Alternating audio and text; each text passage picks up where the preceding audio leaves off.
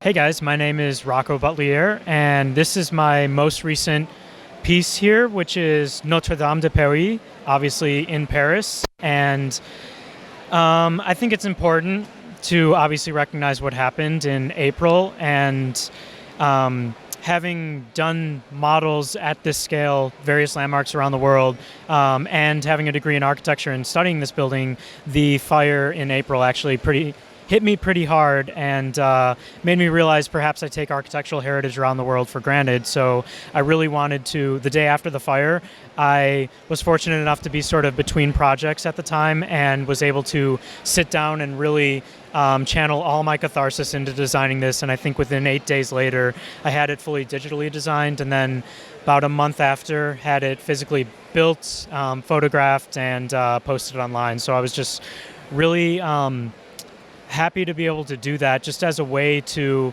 obviously show what it looked like, but I think it helps education with the education of it as well, because I made a conscious effort in terms of visual cues to do the vaulted lead roof, the original roof and spire. The roof is in sand blue, so that is, like I said, a visual cue to be able to quickly point out what isn't there, what is no longer there, and also to sort of illustrate what needs to be replaced as well going forward.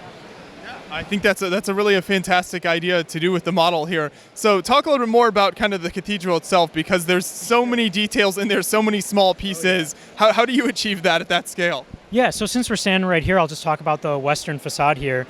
The towers were actually the part of the fourth and final phase of the construction, which took place about 100 years after the construction toward the back was started.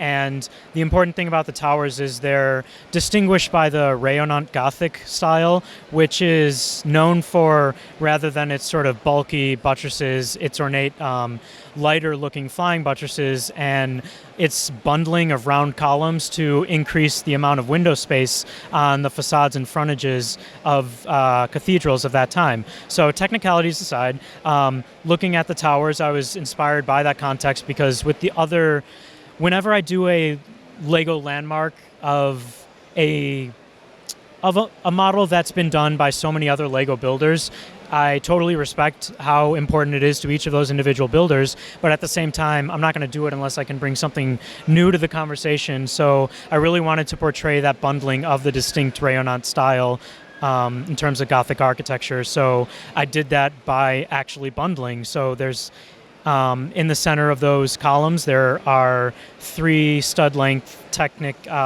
axle connectors, and then they're flanked on the adjacent corners by Technic pins and bars to kind of illustrate that bundling effectively and kind of come across with a technique that's not as squared off as perhaps other models of Notre Dame might be. And then at the same time just had a lot of fun with the western facade in particular, in terms of doing the old classic space claws for the 3 portals along the street level, as well as the octagonal printed motifs on the 1x1 light gray plates from the Princess Leia brickheads, and some old, intentionally used old gray parts in there as well, just to kind of add some variety in terms of color and things like that.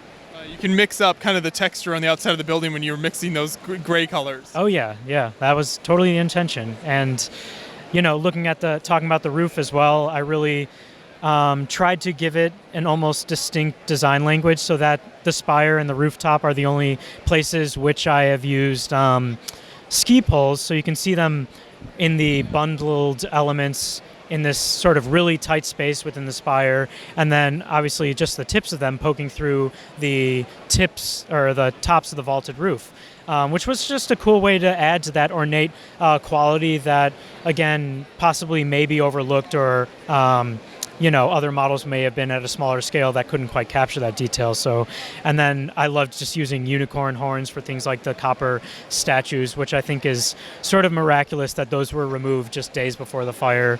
And, just while we're on the spire, also just really loved the idea of using the screwdrivers for those sort of ornate details, and then the old Technic gear timing wheel that perfectly fits the circumference of a bar within those gaps between the gear spokes, and when you're dealing with something that is that small at this scale, I think those you're always looking for ways to go beyond stud-to-stud connections because there isn't really room for those types of connections within such a small area. But it's just about sort of, not necessarily Lego legal techniques, but that's totally okay because it still holds together at the end of the day. Right. So the cathedral itself is fantastic. Now, maybe you can take us through kind of the surrounding area. You've got like the park and gardens, the streets here.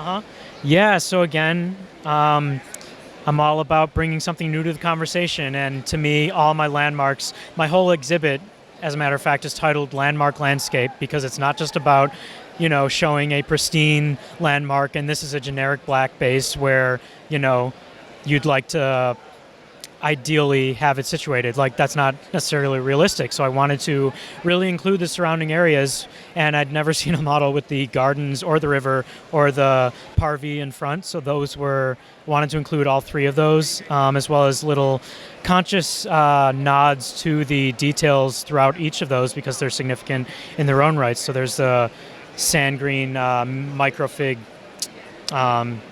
statuette for the Statue of Charlemagne, a custom printed 1x1 tile with the 0.0 of where they measured the entire.